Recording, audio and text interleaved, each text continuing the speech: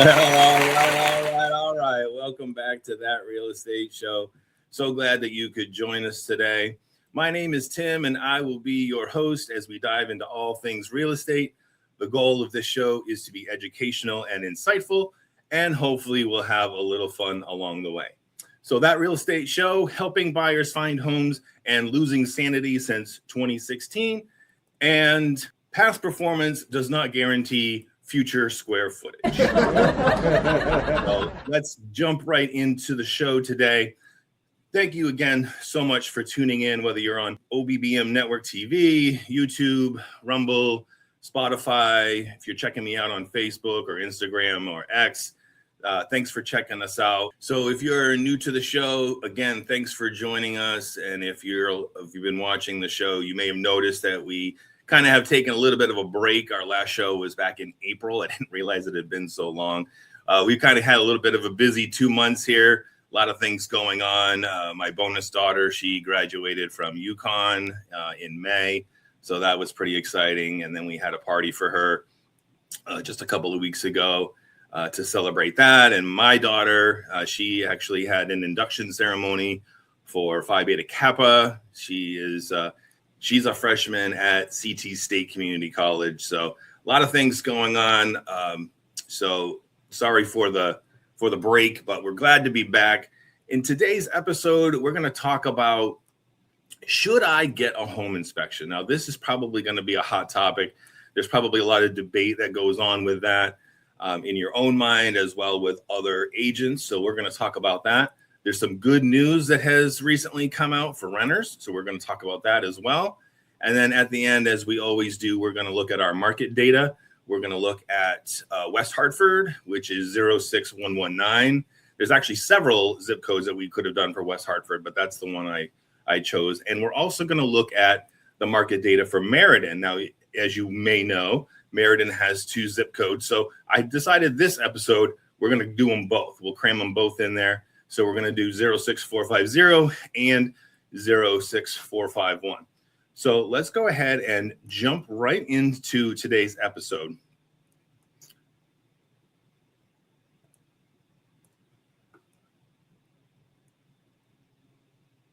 All right. So what is a home inspection? So let's talk about that first. A home inspection is a visual only, non-invasive, non-destructive evaluation of the home. So what does that mean? Just break that down real quick. So visual only means when the home inspector's in the house, he is inspecting things that he can see with his eyes. And non-destructive, non-invasive evaluation means he's not moving anything. He's not tearing the walls down. He's not breaking into anything. He's not going to do any of those things. He's only going to be able to inspect what he can see with his naked eye, right? So if there's something blocking an access point, let's just say to the Bilco door, right? So let's just say we're in the basement and you want him to check that out, but the homeowner has, 10 boxes high right in front of the access to the Bilco door. Well, he's not going to move that stuff, and you can't move it either. That would have been up to the homeowner, right? So during your initial showing, when you saw that, if you had seen something blocking that door, you could have asked your agent, hey, can you ask them maybe to move that stuff out of the way so that when we do the home inspection, the inspector has access to the Bilco door. But they don't have to do that, right? It's their house still. And if they don't want to move stuff, they don't have to. So it's a visual only, non-invasive, non-destructive evaluation of the home. Includes checking the major systems of the home and verifying if they work. Large focus is placed on looking for water damage and unsafe conditions. So again, they're not going to move anything. They're not going to tear anything down. If there's a drop ceiling in the basement, they're not going to be poking up in there and looking around. They're only going to inspect what they can see visually with their eye. Now, I will say this, a lot of home inspectors that I work with, they do have tools that they use to check for moisture, a little heat gun they can point it in certain areas to see if there's any moisture buildup behind the walls. So it isn't entirely just, naked eye. There are tools that they can use to inspect certain things, like I said, for for water. They're looking for water damage, especially around the roof line. So if it's a 2-story home, or if you're in the attic, and maybe the attic is finished, so there's drywall up there, they can use this moisture meter to kind of see if there's anything hiding up in the rafters. But by and large, it's going to be a visual inspection only. They're going to test to see, let's going to run the hot water, right? They'll turn the water on in the bathrooms and in the kitchen, making sure that hot water is running to all those faucets. They'll look under the sinks, make sure there's no leaks. They will check the furnace. They'll turn the air conditioning on if weather permits. So that's always something you want to keep in mind. If you're buying a house in the winter and the house has central air, they're not going to be able to turn it on and test it. So you're kind of going based on the word of the homeowner in their property condition report, if they provided you one, which they should have. If they don't, they do have to provide you with a credit at closing. If they don't provide you with a property condition report, I believe it's like $500. So, most agents are going to encourage their sellers to fill one of those out. And, they have to fill it out as truthfully as possible. So when it comes to questions like, is there water in the basement? Has there ever been flooding? Things like that, has the foundation, is the foundation cracked or whatever? And we can go through that in an episode. We'll probably go through that at some point. The property condition disclosure is 8 pages. So this is not a light document. This is a pretty hefty document, and it talks about a lot of different things. It goes over electrical issues. It talks about plumbing, talks about heating, talks about the roof, how the age of the roof. And, again, the seller has to answer the questions as truthfully as possible. So if the answer is, I don't know, then they're going to put, I don't know. And so, again, with going back to the point I was making about the air conditioning, if it's January and they say, oh, the central air works, you're going to have to kind of take their word for it, because the home inspector is not going to be able to turn it on. I believe the standard is you have to have at least 50 degrees 3 consecutive days in a row before they can turn the air conditioning on to test it when you're doing a home inspection, something like that. So, they're going to do all those things, test all the mechanicals, and making sure that those things are functioning properly. A home inspection is not focused on cosmetic items. I think a lot of times home buyers, so first of all, home buyers, the home inspection process is very stressful. And I always tell all my clients, when you get this report, usually the inspector is pretty good about getting it to you within 24 to 48 hours. All they have to do is write up their notes, attach their pictures, upload the document or email the document to you, and then you're good to go. When I tell people, listen, we just had this home inspection. Now, the home inspection can take anywhere between 1 and 4 hours. So this is a pretty big deal.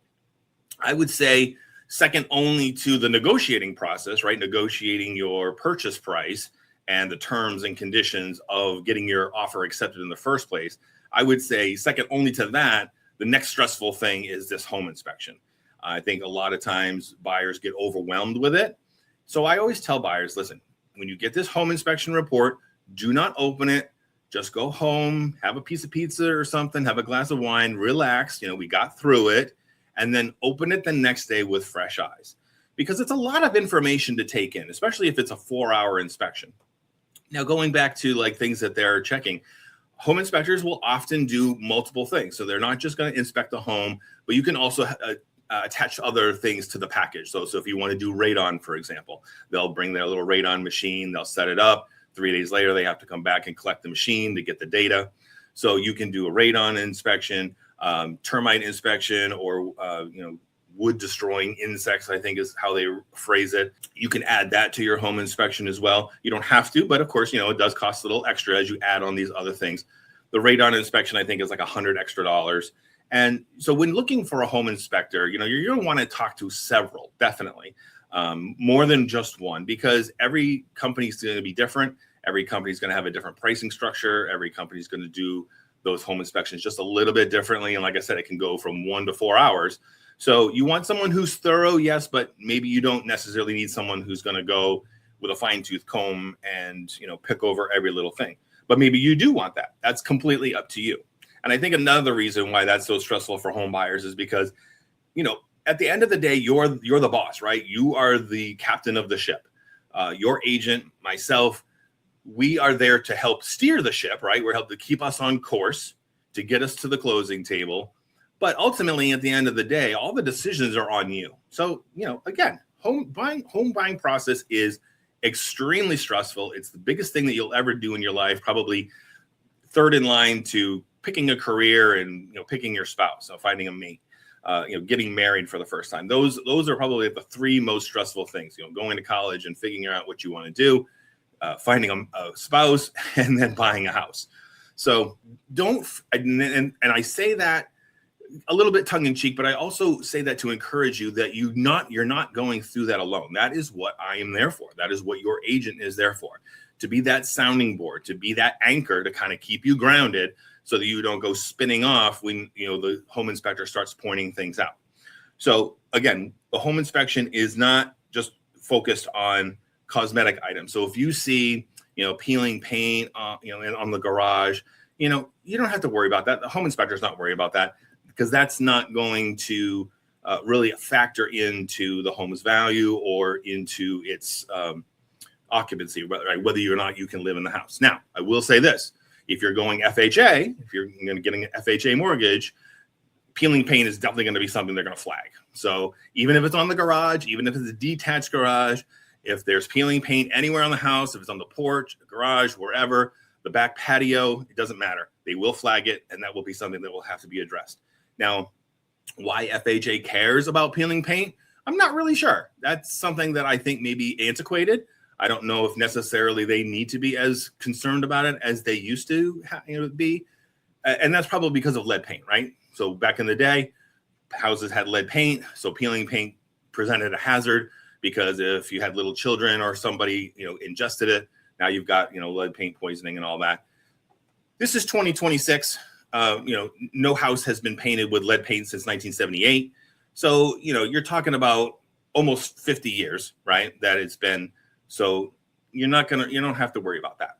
It's still a requirement though, right? Every home seller fills out that lead paint disclosure form. And if you've been in the market for a while, or if you know somebody who's purchased a house recently, I'm sure you've heard about this lead paint disclosure. It's one page and it's literally useless, because every seller that I know that I've ever seen has always checked that I'm not aware of any lead paint in the house, and I don't have any tests to prove otherwise.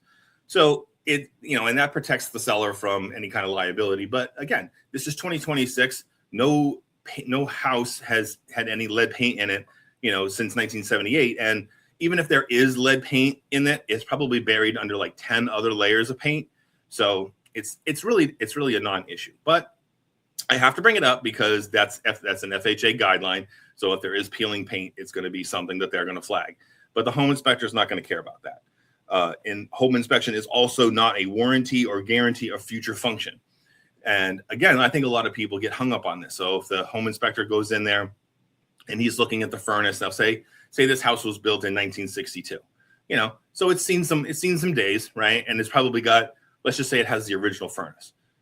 And the home inspector is going to tell you, okay, this furnace is original to the house. It probably needs to be replaced. And I think a lot of times when buyers see that, they immediately see dollar signs and they go, oh my God, I don't have money to replace a furnace right now. Well, nobody says you have to. That's not what the home inspector is saying. He's not telling you that you need to replace it. He's just telling you the age of the item, and that the likelihood that you're going to have to replace it is greater than if it were a newer house, right? So in other words, the likelihood that furnace is going to need service or need to be replaced sooner rather than later is pretty high. But again, nothing is guaranteed. He's not saying it definitely needs to be replaced, but he's not saying that you don't have to worry about it either. It's just for information so that you're aware that once you go to the closing table and you sign those documents and the money changes hands and that house becomes yours. Now, if there's something happens to that furnace, whether it's a week later, a day later, a year later, it doesn't matter. It's then your responsibility. It's no longer the seller's responsibility to fix it. This is now your baby. You bought it. So if it breaks, you have to fix it. Looking inside walls, under carpets, or in any area that can't be seen with a naked eye. So like I said before, they're not going to tear up the subfloor to look for mold or look for termites. They're not going to, rip into the ceiling, to look at that stuff, or the walls. They're going to look at stuff that's, just with their naked eye. And again, they will use those tools, like I said, like a moisture meter or something like that, to ensure that there's no moisture buildup like in the attic. And also, it's not a code inspection too. So this is not looking to see if the house is going to pass building codes or anything like that. So if the seller created a basement bathroom, and kind of roughed it in himself, the inspector is not going to look to make sure that this is up to code. That's going to be part of your due diligence as the buyer. And your agent, such as myself, we would go to the town hall to make sure that any additions made to the house or any upgrades, things like that, like a secondary bathroom in the basement, was properly permitted and it was signed off by the town. Because what will happen is, if it wasn't, and then the town finds out, which they always do, people think that they're going to get away with it and they can make adjustments and make improvements to the house and not tell the town because they don't want their taxes to go up. The town always finds out. It's inevitable. They're going to find out one way or the other. So if there is something that has been added to the house, whether it's a deck or a patio or a second bathroom, a half bath somewhere in the basement or somewhere else, and it wasn't properly permitted, the town could, and I'm saying that they always will, but they could tell you that you have to tear it out and redo it because it was not permitted correctly, and they're not going to let it slide, and you're going to have to do it the right way. Now, hopefully, I would hope that any town planning and zoning guy would just be like, okay, look, buy the permit, and then we will have someone come out and inspect it. And if there's things that you need to change or upgrade, you can do that along the way, and you don't have to have the expense of tearing it all out and redoing it. But you can't, that's not a guarantee. So the home inspector is not going to be looking at that kind of thing. So this is a lot of information. And now you think to yourself, well, should I even get a home inspection done now? And this is a good question, because I think the answer, now the official answer from me as your agent would always be yes, right? I would say definitely get a home inspection because I want to protect you. I know I've talked about it in past episodes. I have a fiduciary responsibility to you to make sure that you're making a sound investment, a sound purchase of a house that is worth the amount that you're offering for it under the terms and conditions that you've set forth, in the offer, and that you are protected against any possible, something going wrong with, say, there's a mechanical issue that wasn't disclosed in the property condition disclosure. So I would always say, yes, get a home inspection, but there's always a little asterisk next to that. And here's why I say that. If the house was built, say, in 2020, okay? So the house is practically brand new. It's only 6 years old. Now, I will say this, and I've said it before, even new construction is not without issues. There's always issues, even with a brand new build. So if you're building your own house, or if someone's built a house in a subdevelopment and you're purchasing, one in one of those communities, there's bound to be something wrong with the house, right? It's just the way it is. We are imperfect people who are building imperfect things. So no home is perfect right out of the gate. But if it's only 6 years old, the furnace is good. It's only 6 years old. The air conditioning is good. It's only 6 years old. The roof is good. It's only 6 years old. So would you necessarily need to do a home inspection? Again, that's up to you. You have to make that decision. I would say, yeah, it couldn't hurt, but you could save yourself the $300 to $600 and not do the home inspection. And that would just make your offer look much more attractive to the home seller because you're not getting a home inspection done. And that will help speed along the process because usually in the contract, you have that inspection period, which can be as long as you want. So when we are negotiating, writing an offer, generally I use 14 days. That usually gives the buyer enough time to contact a home inspector and schedule an appointment and have them come and do the inspection. And sometimes you could do 30 days if you want to. If maybe you're a busy person and you're going on vacation and you're not going to be around and you need extra time to get that home inspection done, you can certainly do that. We could set it for 30 days, but by and large, I say 10 to 14 days because you want to get this transaction moving. You don't want it to kind of be stagnant and not moving anywhere. So you want to show the seller that you're a ready, willing, and able buyer. You're ready to get this thing moving. You're getting your things together. You're getting your mortgage commitment done, and you're doing your home inspection and all that. And so that we can move forward and we can close, in a timely manner. You may not want to, though, again, because if the house is only 6 years old, what possible problems could you find?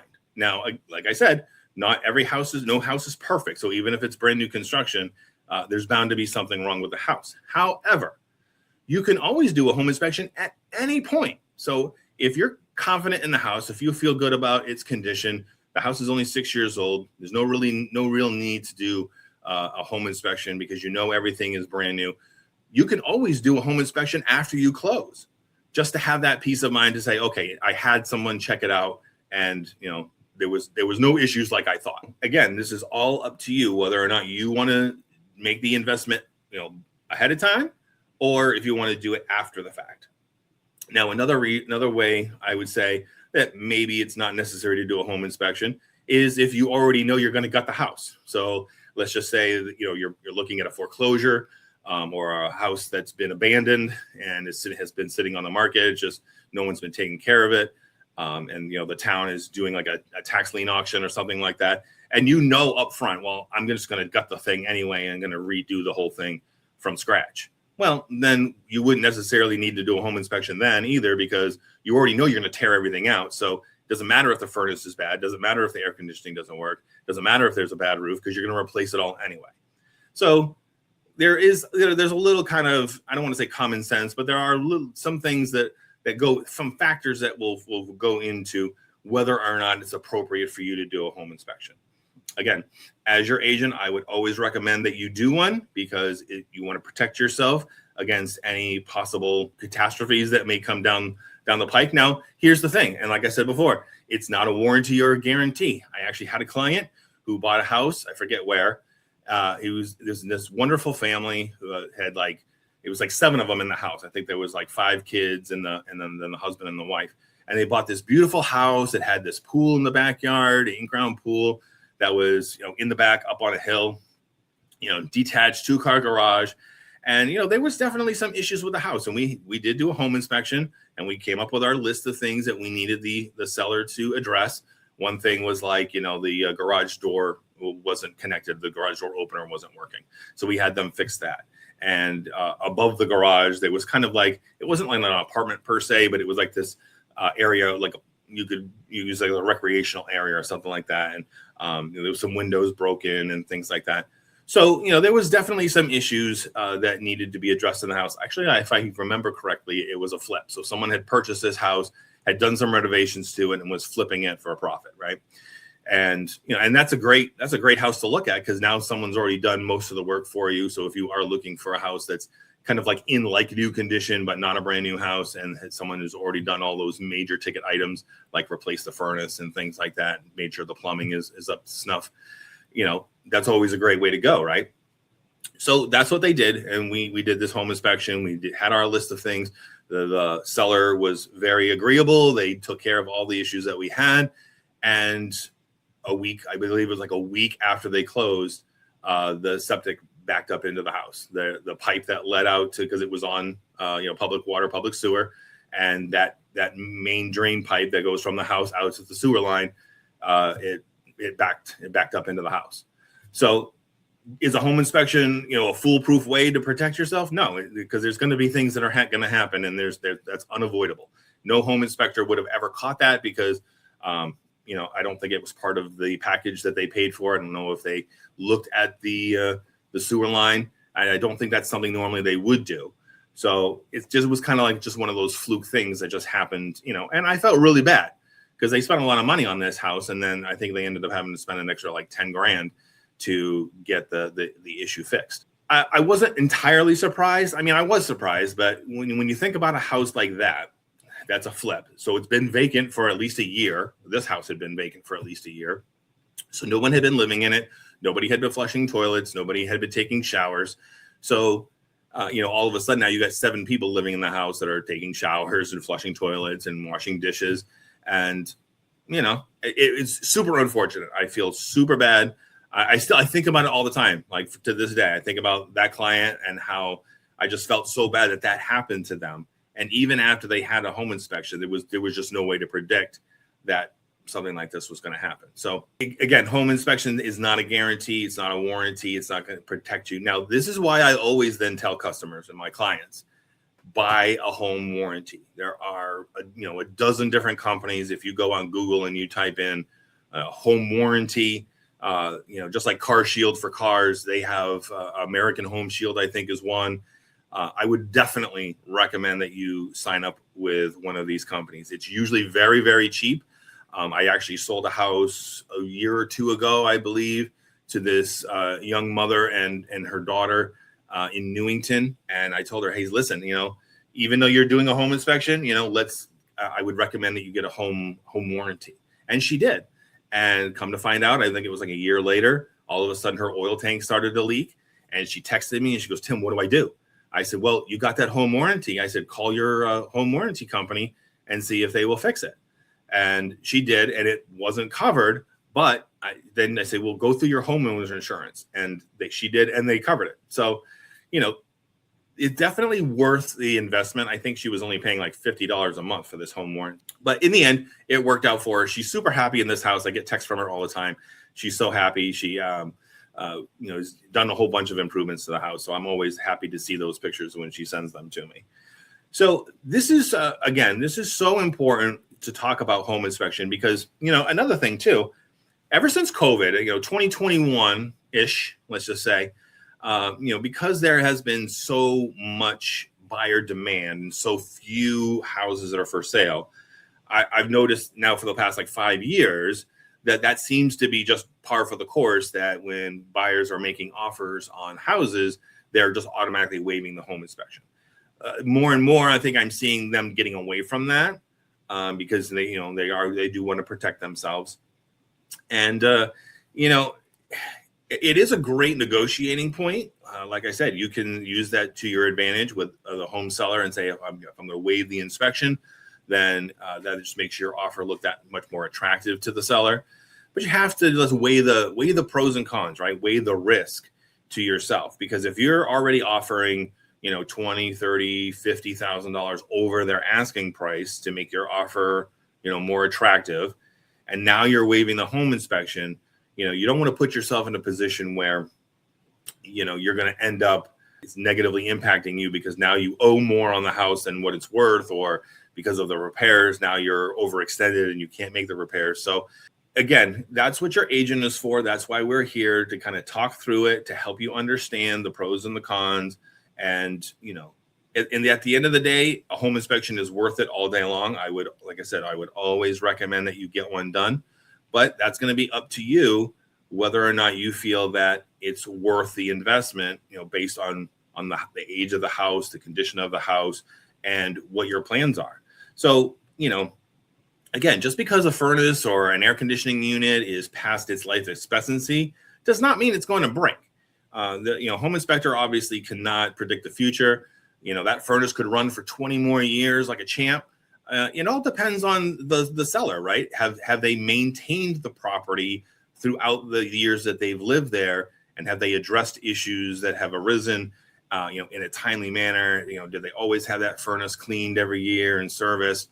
Did they always have their air conditioning unit cleaned and serviced, or did they let things go?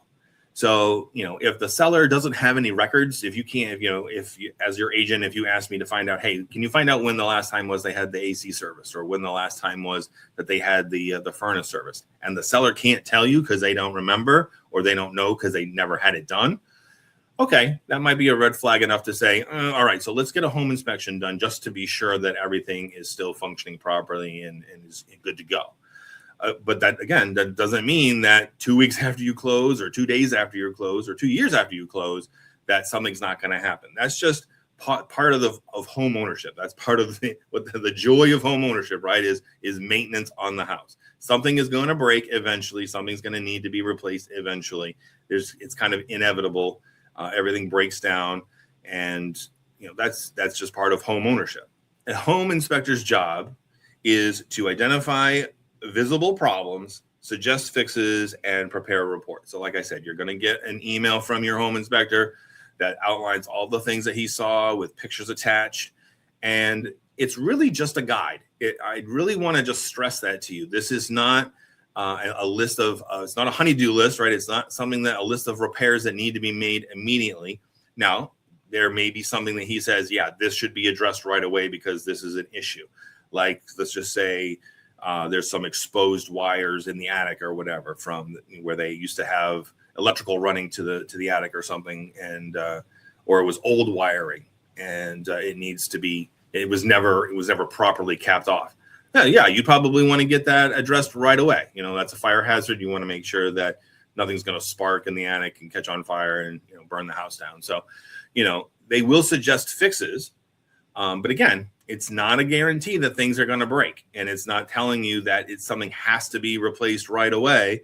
It's just letting you know, hey, this thing is past its age, so just be aware that's probably sooner rather than later you're going to have to replace X, whatever it is, the air conditioning, the furnace, or whatever, the fuse, the breaker box. Maybe the breaker box is old and needs to be updated. So, and like I always say too, you should look at it with fresh eyes. Don't read it the same day, because now you've already spent between 1 and 4 hours at this house and hearing all the potential things that are wrong with the house. Again, I say potential because it does not mean that it is wrong or needs to be fixed right away. It's just something that you need to be aware of as the potential new owner of this house. So I hope that kind of shed a little bit of some light on that issue. If you have questions about home inspections, if you need a home inspector, and it's not a bad idea to get a home inspection done maybe like every 10 years. If you've lived in the house for at least 10 years, or maybe even every 5 years, just to make sure that everything is still, on par and up to snuff. Because you can do one anytime you want. Like I said, you don't have to be buying a house to have a home inspection done. Yes, you can do it during that inspection period, prior to closing, but you could do it after closing too, and you can do it anytime you want. So just because a home inspection is not just a one and done thing, I would actually even recommend as a home seller, if you're someone who's maybe you lived in your house 10, 15, 20, 30 years, and you're thinking about selling, do a home inspection up front. Then you can actually attach that to your listing and have your agent tell buyers, listen, the seller's already done a home inspection, and here's a list of items that the inspector noticed, and here's how we corrected them. That is going to position your house in such a way that home buyers are going to feel so much more confident about making an offer, probably higher than what you're asking for, because they're going to know, listen, this seller, they were the real deal. They were serious about their house. They were very meticulous in their care for the house, and they took care of issues in a timely manner. So I feel good about, like I said, offering 10, 20, 30, $50,000, whatever it is, over the asking price. So that's just going to put more money in your pocket. So you're investing in your own house, right? And like I said, you can fix the things that you see that are visible, but why not get that home inspection done before you list, so ahead of time of any potential areas where maybe the bank's going to say, hey, this needs to be fixed before we can close. I bring that up because I actually have a listing right now. It's a 2-family house in Hartford. If anybody watching the show is an investor and is interested, the house is still on the market. So we did have an offer come in, and the seller accepted. And when they did their home inspection, so this particular buyer, I think, made a fatal mistake, and I think they shared that home inspection with their lender.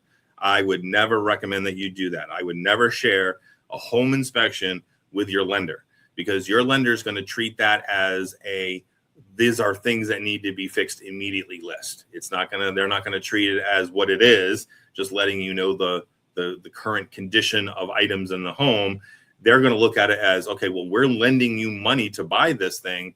We want X, whatever it is, to be fixed before we will lend you the money before you can close. And that's what happened with this person. So this buyer came back and said, well, the bank's not going to fund the loan unless your seller fixes, X, Y, and Z.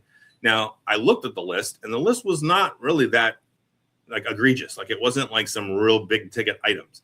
But at the end of the day, the lender backed out. The lender said, okay, no, we're not going to fund the loan. So the buyer was unable to secure financing, didn't want to look anywhere else, so the deal fell apart. So anyway, moving on. So here's the good news for renters. Fannie Mae just changed the rules. On-time rent payments are now counted toward your credit score.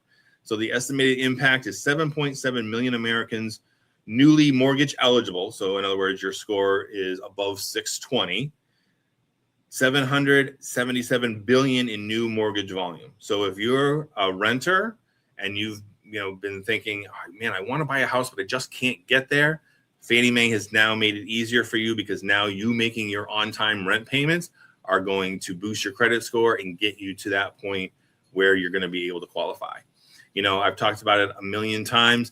The Time to Own program will help any first-time home buyer get over that hump and get to the closing table. They give you $25,000 that you do not have to pay back, and you just have to live in the house for 10 years. I mean, what better option is that, right? You get free money that you don't have to pay back, and then that helps you get to that point where you have enough for a down payment and closing costs. I was thinking about this the other day, and I was like, well, how can people get to that point where maybe they can save enough for their down payment? What are you doing with your tax refund? Just consider, even if you take half of your tax refund every year and put it into a CD, put it into like a 5-month or 12-month CD, earning like 5% interest. Yeah, okay, 5% is not going to give you a ton of money, but if you do that over 2 or 3 years, if you put like $2,000 in the bank every year in a CD earning like 5% interest, you'll be surprised how quickly you can get to a point where then you have money, at least even for your closing costs, even if not for down payment, at least to cover your closing costs. So just some encouragement. Fannie Mae has made it even easier, because now as a renter, your on-time rent payments are going to help you boost your credit score. So now we've reached pretty much the end of the show, and we're going to go ahead and look at our market report for June. And like I said at the beginning of the show, this is for West Hartford. So this is 06119. You can see the median house price is $439,000. That's down 8% from May to June. And, again, the median is that middle number. So it's not the highest or the lowest, and it's not the average, but it's that middle number. So between 1 and 10, the median would be 5. So that's the median list price in a house in West Hartford. There are 11 active listings, and that's up 37% from May to June. So here we are. It's not quite summer yet, but we're pretty much there, right? Summer, I think the official start of summer is like next week or whatever it is. And Father's Day is on Sunday. So to all you fathers out there, happy Father's Day. You can see here also that median days on market is 4, which is down 80%. So 4 days. That's the middle number, right? 4 days these houses are lasting on the market.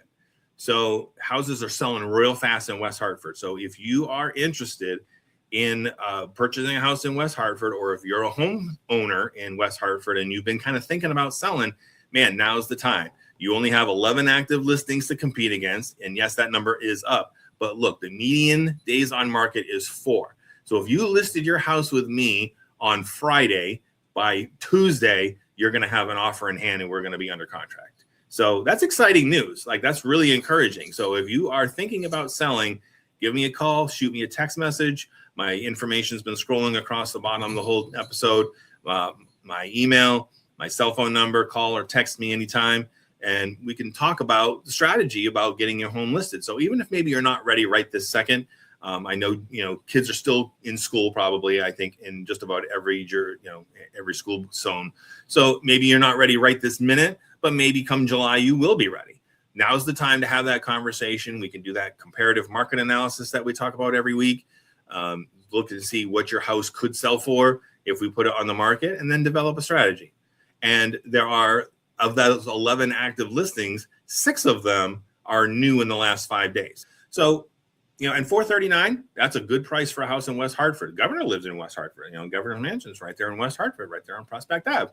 So, and it's a beautiful area. I actually used to live on Prospect in Hartford when I first moved here to Connecticut in 2021. And where I lived was not so good, but just a mile up the road, it was right on the line between Hartford and West Hartford. And I tell you what a huge difference when you cross that line. Those houses in West Hartford are really, really nice. It's a really nice area to live in. So, and right near Elizabeth Park is where I was living. I was like a mile from there. So Elizabeth Park is beautiful, especially at sunrise and sunset. There's a great little overlook right there. So if you're interested, give me a call, shoot me a text, send me an email, and we can develop a strategy on either getting you into one of those 11 active listings. So we go to make a showing, or put your house on the market and get the most that we can for your house. So now, first time ever, we're going to do 2 zip codes at once, right? So we talked about this at the beginning of the show. We're talking about Meriden, and Meriden has 2 different zip codes, 06450 and 06451. And you can see between the two, there really isn't a ton of difference.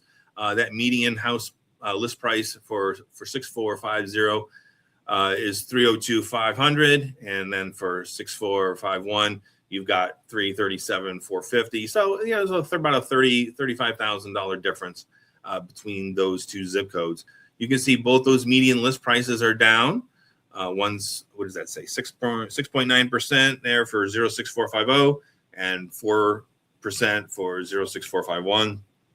Now there are a ton of new or active listings in 06451. There are 24 now, and 7 of those are new within the last 5 days. So that seems to be an area that is picking up some steam as far as being a hot market. So if that's an area where you live and you want to list your house, give me a call, shoot me a text message. We'll do that comparative market analysis, and we'll develop a strategy for you that fits your timeline and when you are ready to sell your house. And you can see there too, that median days on market is down a ton. It's only 10 days, and in 06450, that's down a ton too. And that's only 25 days. So both of these areas, you're looking at, you're going to get your house under contract in less than a month. Now that could be a scary proposition, because if you don't know where you're going to end up going, then that kind of, might give you a pause, right? You want to say, well, I need to know where I'm going first. Well, don't worry about that, because we can take care of that when we list the house, right? We will make it conditional upon the seller finding suitable housing. So that's how we word that in the contract.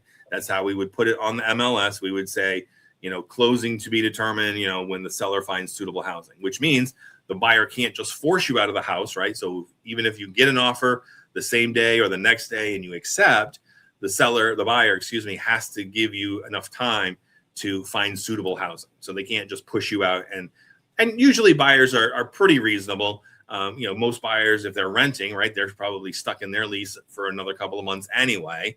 And, we'd be able to figure it out.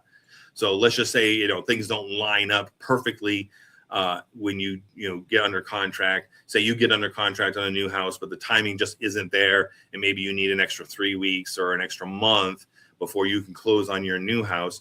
We'll just do a rent back option from the buyer. So the buyer doesn't take immediate possession. They just let you pay 1 month rent to stay there until you can close. And that's just one option. There's other options that we have to solve that issue. So that's about it for today. I know I kind of ran a little longer than I normally do, but I wanted to really make sure I drove home the point on the home inspection. It is so super important to protect yourself when you are buying a house. Like I said at the beginning of the episode, it's the third most important thing that you do besides, going to school, getting an education, and finding a spouse. So it's definitely not something to be taken lightly, but there are options that you have. We can talk them out. We can talk through them, figure out what option works best for you, given the circumstances and the situation. If you have questions, you have concerns, give me a call, shoot me a text message. I'm always available. I'm always happy to help. If you have an agent, contact your agent though.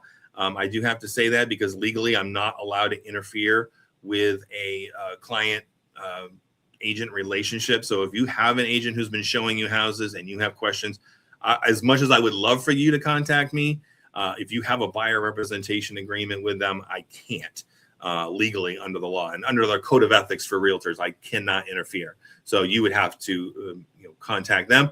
Or if you're not happy with your agent and they're not giving you the kind of service or attention that you think you deserve or that you need, you can get out of that contract. You can get out of that buyer representation agreement, and then I can help you. So there's my email, tim@oneteamct.com. There's my cell phone number, our website, oneteamct.com. You can find all sorts of listings there. Everything on the MLS is posted on that website. Or better yet, give me a call, shoot me a text. I can set up an automatic search for you on the MLS that will send you listings live and in real time as they become available on the MLS so that you're not missing anything. I know I've said it before in episodes that I talked about with Zillow and stuff like that. They don't update in real time. So by the time you see something on that website, it's probably hours or days old, and somebody else has probably already seen it and gone to see it and made an offer on it, and they just haven't updated, and it may not even still be available. So I want to get that information straight from the source. Contact me. We'll set up an automatic search for you on the MLS. And the best part about that is that if something's under contract that you missed out on, and then you're like, oh man, I wish I was a little bit faster and I was able to put an offer in on that house. The best part about it is if for some reason, if that deal falls through, and believe it or not, it happens all the time, it's not really as uncommon as people think, then you'll get a notification when that house becomes back on the market, and then you can jump on it. So again, thank you so much for watching. Thanks for tuning in at OBBM Network TV, YouTube, Rumble, Spotify. If you're on Facebook or X, follow me, like and share. I really appreciate it. And we will see you next time.